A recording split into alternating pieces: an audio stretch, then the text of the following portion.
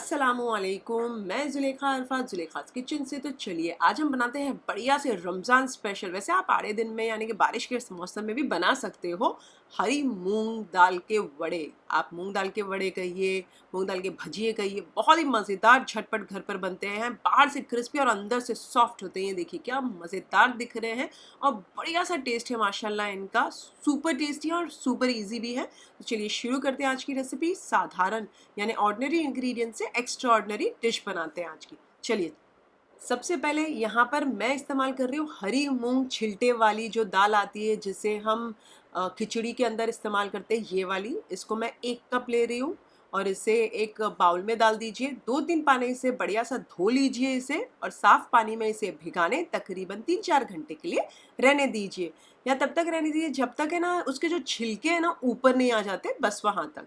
तो तकरीबन 4 घंटे हो चुके हैं और आप देख सकते हैं बढ़िया से छिलटे ऊपर आ चुके हैं और फूल चुकी है। तो ये देखिए मैंने ऊपर से ये जो पानी निकाला 4 घंटे बाद, तो ये जो इसके छिलटे हैं वो थोड़े बहुत निकल गए। कोई बात नहीं, उन्हें निकलने दीजिए, कोई ज़रूरत नहीं है उन छिलटों की।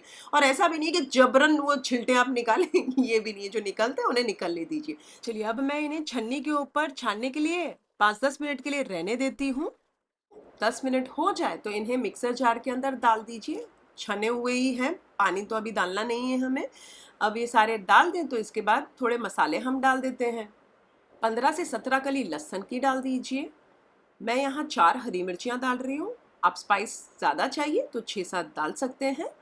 और 1 छोटा चाय का चम्मच साबुत ज़ीरा, 1 छोटा चाय का चम्मच बारीक कटा हुआ मैं अदरक डाल देती हूँ। रफली काट कर डालिएगा क्योंकि पीसने ही वाले हैं आप। और इसे बंद कर दीजिए और दरदरा सा पीस लीजिए। बहुत ज़्यादा बारीक भी नहीं होना चाहिए और बहुत ज़्यादा एकदम फाइन पेस्ट भी नहीं होना चाहिए। इस तरीके से दरदरा पीस लीजिए। ये देखिए इसमें आप देख सकते हैं ना दरदरापन है ना, या हमारे दाल के अंदर ये देखिए। अब इसे एक बढ़िया से प्याले में निकाल लीजिए और इसके अंदर अब हम थोड़े से मसाले डाल देते हैं। इसमें डाल दीजिए आधा छोटा चाय का चम्मच लाल मिर्ची का पाउडर, नमक स्वाद अनुसार, मैं यहाँ आधा छोटा चाय का चम्मच डाल रही हूँ।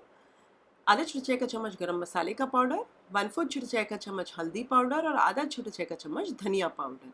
यहाँ पर मैंने 2 मीडियम साइज़ की प्याज को बारीक काट लिया यानी कि छुंदा काट लिया है, वो भी मैं डाल देती हूँ। खूब सारी बारीक कटी हुई कोथमीर डाल दीजिए।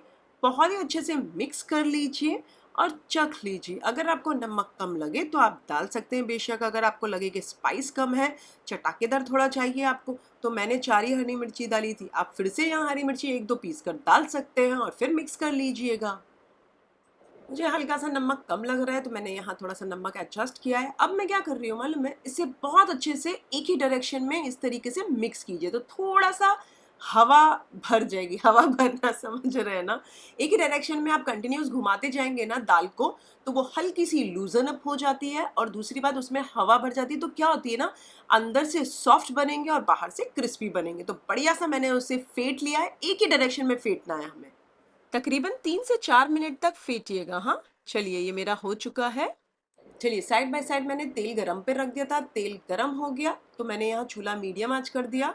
अब बिस्मिल्लाहिर्रहमानिर्रहीम बोलकर हमारे ये जो भजिए हैं, जिसे आप पकोड़े कहिए, मूंग दाल के वड़े कहिए, छोटे छोटे पोर्शंस में या बड़े बड़े पोर्शंस में आप डालते जाएं।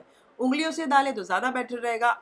इसमें कैसा होता है ना कि उंगलियों के छाप के निशान भी आने चाहिए। जो एग्जैक्ट वाला जो मैं आपको वे बता रही हूँ, देखिए जो पीछे की हमारी जो उंगली है ना, उसके जब आप नीचे अंदर डालते हो तो उसके निशान आ जाते हैं। जब आप ये हमारे वड़े डालते हो तो वो देख सकते हैं आप ऊपर तैर जाएंगे उसी समय। ऊपर तैर रहे मतलब आपने जो तेल गरम किया वो एकदम परफेक्ट किया। एकदम भी ओवर गरम नहीं करना है कि उसी समय वो जलकर खराब हो जाए।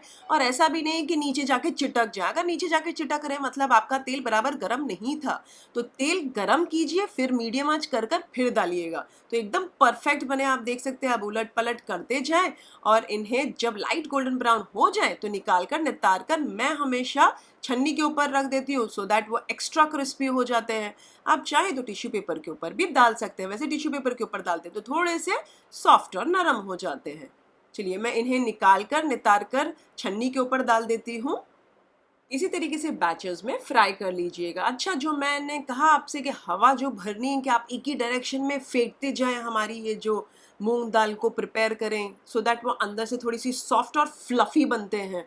वो अगर आप नहीं करना चाहते कोई बात नहीं, वो स्टेप मत कीजिएगा, उसके बिना भी बहुत ही अच्छे बनते हैं। लेकिन आप बना रहे हैं वैसा फ्लफी देखिए, तो तकरीबन आप उसे फेंटने का जो प्रोसीजर है 2-3 मिनट कंटिन्यूस करते जाइएगा। ये बन गए हमारे बढ़िया से मज़ेदार से, बाहर से क्रिस्पी और अंदर से सॉफ्ट क्रिस्पी मूंग दाल वड़ा, मूंग दाल भजिया, हरी छिलटे वाली मूंग दाल के वड़े, जो भी आप कहना चाहें कहिए, बहुत ही मज़ेदार बनते हैं।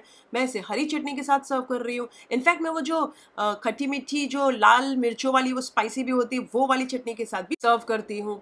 वैसे इन दोनों की रेसिपी लिंक डिस्क्रिप्शन के अंदर है चटनियों की, आप वहाँ चेक कर लीजिएगा। मैं आपको एक तोड़कर दिखा देती हूँ, ये देखिए माशाल्लाह। वैसे तो देख सकते हैं आप कि बिल्कुल भी ऑयली नहीं है, बढ़िया से बने हैं। और ये देखिए बिस्मिल्लाहिर्रहमानिर्रहीम, एकदम मज़ेदार और स्वादिष्ट बने हैं। मज़ा आ जाएगा बनाकर भी और खाकर भी, बाहर से क्रिस्पी और अंदर से सॉफ्ट सॉफ्ट, मज़ा आएगा आपको।